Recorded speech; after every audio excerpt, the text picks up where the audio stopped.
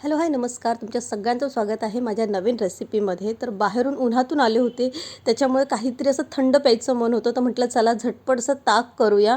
आणि ताक प्यायलं आणि खूप खूप खूप चांगलं वाटतं, शरीरासाठी खूप चांगलं आहे. दुपारचं तर उन्हामधून बाहेर आलात ना, तर थंड पाणी पिण्यापेक्षा किंवा बाहेरचं कुठलंही काही खाण्यापेक्षा असं थंडगार घरच्या घरी ताक करा आणि मस्त प्या. मला जेवायची वेळही होती, तर म्हटलं चला जेवणासोबत एक छान असं ताक करूया आणि रेसिपीसुद्धा तुम्हाला दाखवूया. बघा ताक किती छान झालेलं आहे. तर ह्याच्यासाठी घरचं दही असलं असं जरूर नाही, तुम्ही बाहेरचे घेऊ शकता. पण माझ्या घरी दही लावलेलं नेहमी असतं.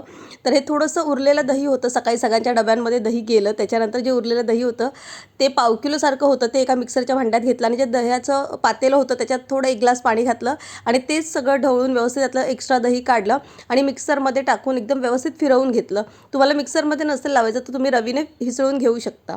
आणि त्यात मी अजून एक ग्लास एक्स्ट्रा पाणी टाकलं, म्हणजे असे 2 ग्लास पाणी पाव किलोच्या दहीला घातलं. आणि त्याच्यामध्ये आता चवीनुसार मीठ घालणार आहे. तुमच्याकडे कुठलंही मीठ असेल, पिंक सॉल्ट असेल किंवा आपलं सुद्धा सेंधा नमक वगैरे असेल ते घालू शकता. पण माझ्याकडे साधं आपलं रोजच्या वापरातलं मीठ आहे ते मी घातलेलं आहे. आणि व्यवस्थित मीठ असं त्याच्यात विरघळून द्यायचं. मीठ घातल्यानंतर ना याचा एक व्यवस्थित एक असा मसाला मिळतो जो मार्केटमध्ये सुद्धा मिळतो, पण मी हा घरी केलेला आहे आणि करून डब्यात ठेवलेला आहे. कधीही मला ताक करायचं तर आमच्या घरात तर रेग्युलर ताक होतच असतं दुपारच्या जेवणाला. तर हा मसाला मी बनवूनच ठेवते. ह्याच्यासाठी जिरेपूड व्यवस्थित भाजून घेतलेली आणि त्याच्यासोबत पुदिना आहे तो भाजून घेतलेला आहे आणि तो एकत्र जिरे आणि पुदिन्याचं मी पावडर करून घेतलेली आहे. पुदिना ही पोटासाठी खूप थंड असतो आणि जिरे तर पुदिनापेक्षाही जास्त थंड आहे, म्हणजे पोटाला एकदम थंडावा देतं.